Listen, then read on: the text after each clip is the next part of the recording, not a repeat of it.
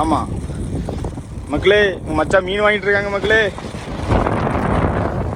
கிட்டத்தட்ட ஒரு மாதத்துக்கு பிறகு இன்னைக்கு தான் நாங்கள் தொழிலுக்கு வந்தோம். அந்த முதல் நாள் எங்களுக்கு ஏக்கர் மீன் படுத்தாச்சு.